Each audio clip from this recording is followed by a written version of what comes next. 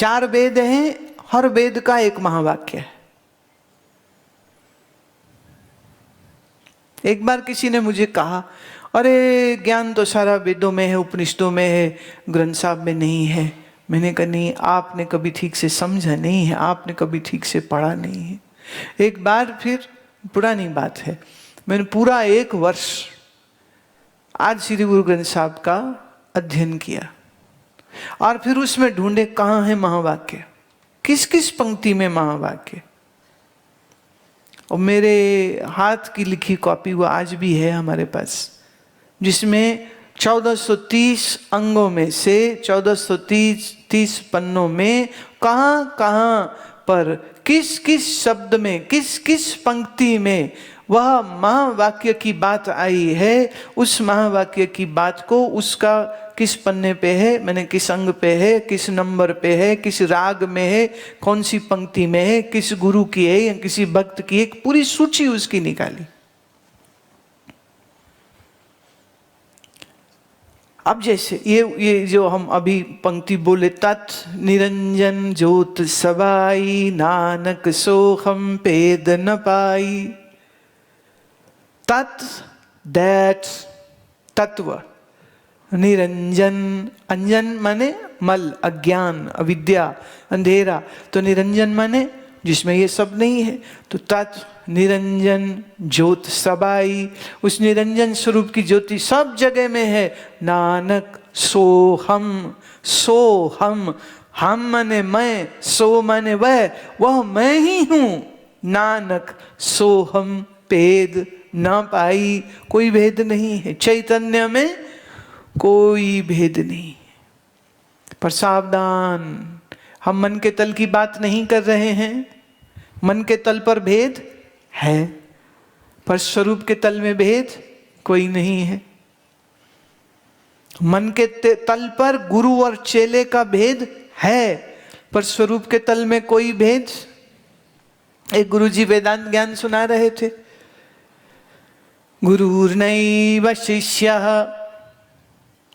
चेला उठ के कहता, महाराज फिर तुम और हम तो एक ही हैं। बोले हाँ बेटा, बिल्कुल एक ही हैं। तो बोले फिर आप ऊपर क्यों बैठे हो? तो गुरुजी कहते, बेटा तू बराबर क्यों, तू तो मेरे सिर पे बैठ जा, बिल्कुल बराबर है। मतलब व्हाट इज दिस नॉनसेंस? भेद कहाँ पर है? बुद्धि के तल पर, स्वरूप के तल पर कोई भेद नहीं है। तो गुरु किसकी बात कर रहा है और चेला किसकी बात पकड़ रहा है?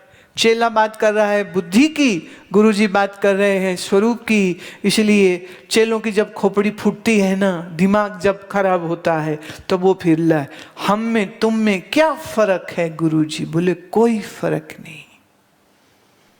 बस फिर अब तो काम ही खत्म हो गया। उस दिन के बाद चेला गुरुजी के पास आया ही नहीं वापस। अब देखिए, ज्ञान तो सुन लिया उसने, पर ज्ञान का यथार्थ निश्चय नहीं कर पाया। ये ज्ञान ज्यादा दिन चलेगा कि नहीं? ये ज्ञान बड़ी जल्दी इसकी हवा निकल जाएगी। क्यों?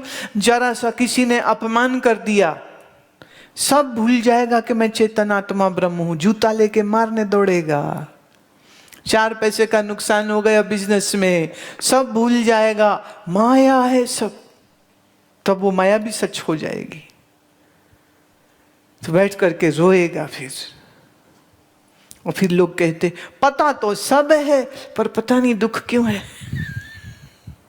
पता तो सब है पर क्या करें, जब सामने वाला ऐसी हरकत करता तो गुस्सा तो आता है ना। फिर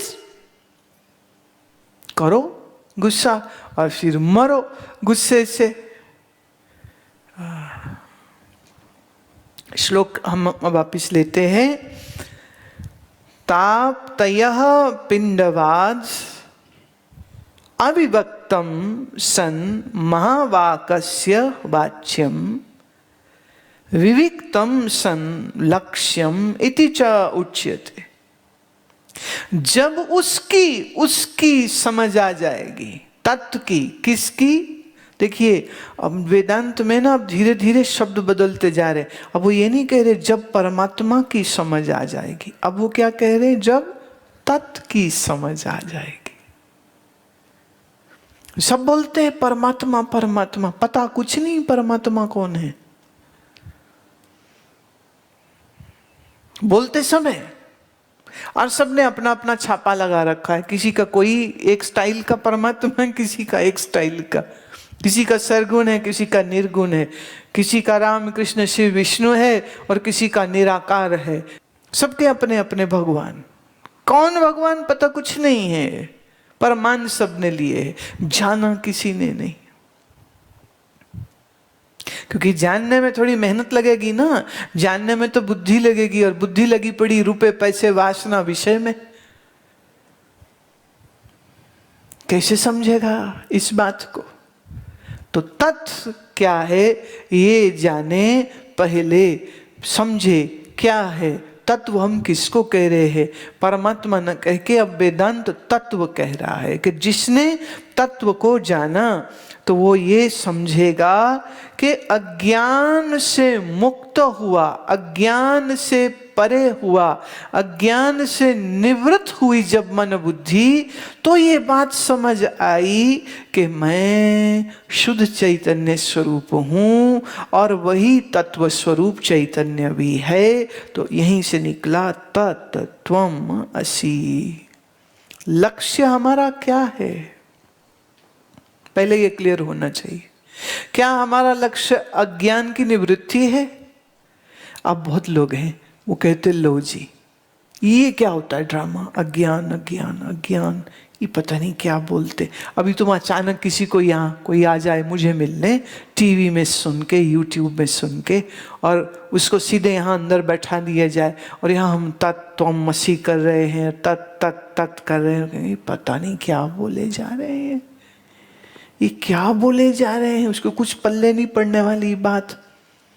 और जब बात पल्ले नहीं पड़ती है तो फिर क्या होता है, फिर बंदा सो जाता है, या बोर होके उठ के चला जाएगा या वो सो जाएगा। हमारी बुद्धि जब तक एक्साइटेड रहे, जब तक बात समझे तो बड़ा मजा आता है, पर जहाँ बात समझने लगे ना फिर तो ऐसा ब्लैंक फेस बनता है। और मैं यहाँ से बैठे सोचो कितने चेहरे ऐसे देखती हूँ मैं, मुझे सब दिख रहा होता है, इसको कुछ समझ नहीं आ रही कुछ पकड़ में बात नहीं आ रही। तो वेदांत बुद्धुओं के लिए नहीं है। वेदांत समझने के लिए बड़ी तीक्ष्ण बुद्धि चाहिए। तत् और त्वम दोनों का बोध हुए, आइए पता रहे कि मैं में, मुझ में जो चैतन्य है, ईश्वर में जो चैतन्य है, अविभक्तम, वो काटा पीटा वाला नहीं है, वो दो अलग अलग नहीं है, वह तो एक ही है।